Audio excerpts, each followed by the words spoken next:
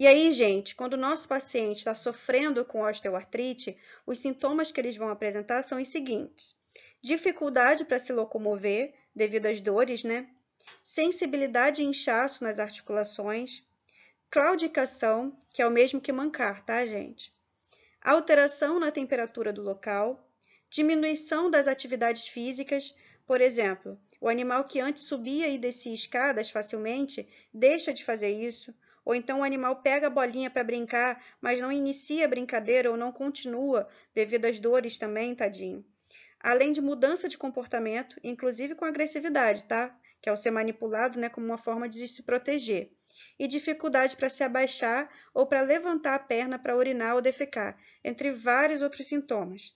Eu, por exemplo, já atendi vários casos, porque infelizmente não é um problema raro, mas vou contar para vocês sobre um deles. E aí um exemplo desse sintoma da osteoartrite, gente. Chegou um cão para consulta num hospital que eu trabalhava em Niterói, com queixa clínica de estar emagrecendo, não queria comer e estava com apetite caprichoso. Ou seja, a dona dizia que ele só comia quando ela levava a comida para dar na boca dele, que nas palavras dela, depois de velho, estava fresco e cheio de manias. Tadinho. Aí fomos investigar o porquê da falta de apetite, fazer exames, né? Mas antes, lógico, eu interagi com elezinho, fiz a avaliação física e também ofereci alguns petiscos, biscoitinhos caninos mesmo. Ele aceitou todos. A dona, gente, disse que era exatamente assim em casa, que ele demonstrava apetite quando ela oferecia comida na mão para ele, mas que o pote de ração estava sempre cheio. O que pode causar esse apetite caprichoso, gente? Várias coisas, certo?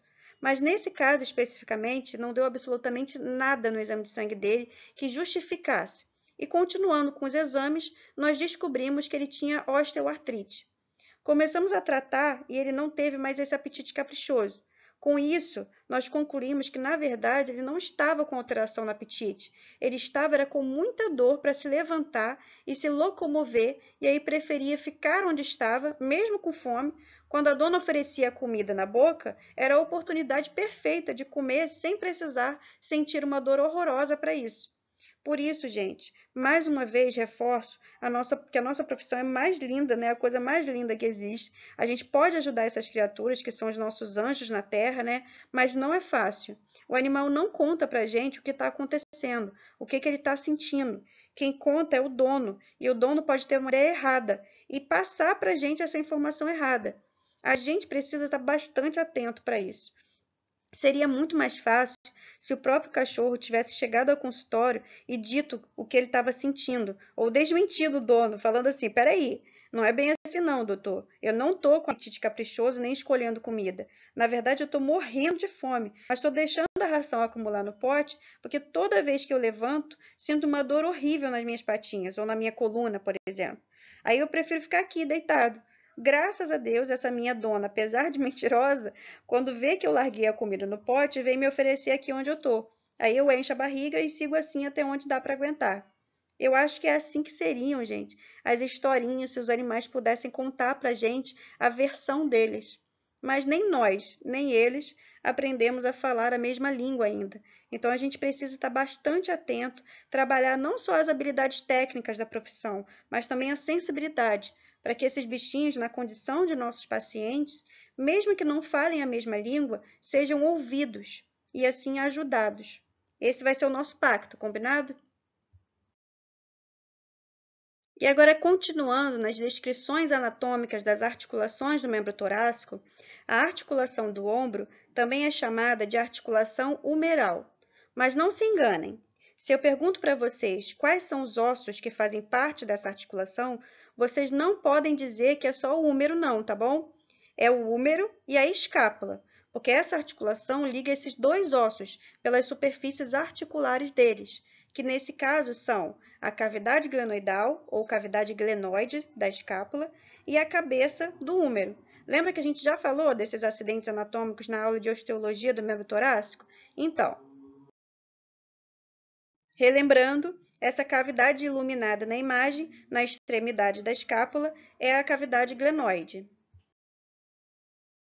E essa aí em destaque já é a cabeça do húmero, que é arredondada assim de propósito, para se encaixar lá dentro da cavidade glenoide da escápula que acabamos de ver.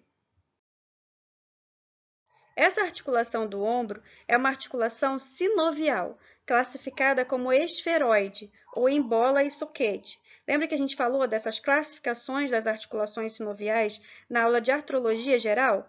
Voltem lá se precisarem lembrar dos detalhes, tá? Então, essa é uma articulação do tipo esferoide típica, considerando a sua morfologia, seu formato, né? E isso, teoricamente, deveria permitir uma versatilidade considerável de movimento, mas não é isso que a gente vê. A amplitude real de movimento dessa articulação do ombro é limitada devido aos músculos que estão ao redor dela e, portanto, ela acaba funcionando como uma articulação em dobradiça, sendo que os movimentos principais são de flexão e extensão. Rotação, adução e abdução são possíveis, especialmente em carnívoros, mas são restritas.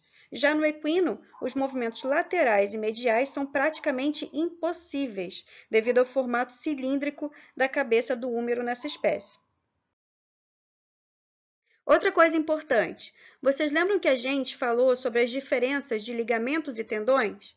Nós estamos estudando os ligamentos agora porque eles fazem parte das articulações, certo? Eles ligam um osso a outro osso. Aí vocês lembram que a gente comentou que o tendão é muito parecido, mas que ele não faz parte das articulações e sim dos músculos? Então, gente, os tendões não vão ligar um osso ao outro, porque quem faz isso é o ligamento, e também porque o tendão faz parte do músculo. Então, o que ele liga é esse músculo, da qual ele faz parte, a um osso, beleza? Aí, uma coisa interessante a respeito da articulação do ombro é que ela não tem ligamentos colaterais, que são importantes ligamentos que nós vamos falar em praticamente todas as articulações daqui para frente. Mas no ombro, esses ligamentos colaterais não existem. Então, para compensar, como a natureza é perfeita, né, os tendões e os músculos acabam atuando como ligamentos e assim dão sustentação a essa articulação. Por isso que, apesar dessa articulação ser do tipo esferoide e teoricamente poder ter bastante movimento, essa articulação acaba não podendo ter muita mobilidade por causa desses músculos ao redor dela, que a protegem.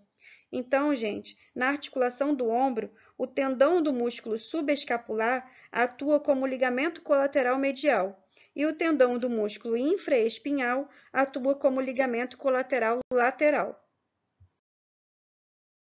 Nessas imagens, eu destaco para vocês os outros componentes dessa articulação, como, por exemplo, o lábio glenoidal, que é uma fibrocartilagem que fica na borda da cavidade glenoidal, aumentando a profundidade dessa cavidade, para encaixar melhor a cabeça do húmero. A cápsula articular fica mais forte internamente, também devido aos ligamentos glenohumerais medial e lateral, que vocês veem aí nessa imagem.